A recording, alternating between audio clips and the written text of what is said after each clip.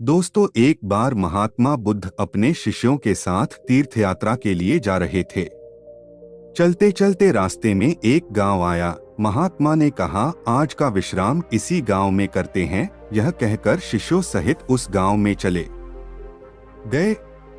गांव के लोगों ने महात्मा को देखा तो बड़े प्रसन्न हुए और महात्मा के लिए बहुत अच्छा आसन लगाया। सभी अपने अपने घरों से अच्छा अच्छा पकवान बनाकर लाए। रात होने पर सभी बच्चे, बड़े, स्त्रियां महात्माओं के पैर दबाने लगे और आराम से बैठकर ज्ञान की बातें सुनते रहे। सुबह हुई तो महात्मा बुद्ध ने गांव वालों से कहा, अच्छा, अब हम चलते हैं। आप सभी हम जाने की अनुमति दे। गांव वालों ने कहा, महाराज, एक दिन तो और रुकिए। लेकिन महात्मा ने कहा, नहीं बच्चों, अब हम जाते हैं, कभी फिर आएंगे। यह कहकर महात्मा चलने लगे और चलते हुए महात्मा बुद्ध ने गांव वालों को वरदान दिया और कहा, सब के सब उजड़ जाओ। यह वरदान देकर महात्मा चले जाते हैं। चलते चलते शाम हुई तो महात्मा एक दूसरे गांव में पहुंचे। वहां पहुंचते ही बच्चों का बड़ा सा झुंड दौड़ा आया और महात्माओं को चारों तरफ से घेर कर कोई मिट्टी फेंकता है तो कोई कीचड़ फेंकता है।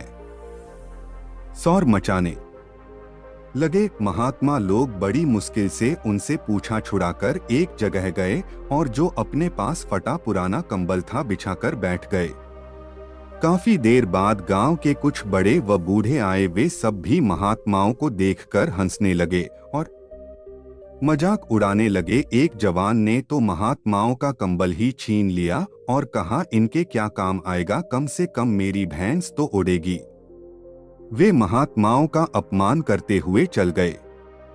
महात्माओं ने भूखे प्यासे रहते हुए बड़ी मुश्किल से रात बिताई। सुबह होते ही महात्मा चलने लगे और चलते हुए महात्मा बुद्ध ने गांव को वरदान दिया कि सबके सब बसे रहो।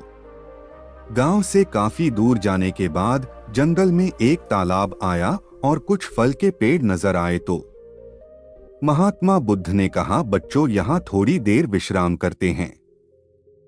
वहां महात्मा लोग फल खाते हैं और तालाब का शीतल जल पीते हैं।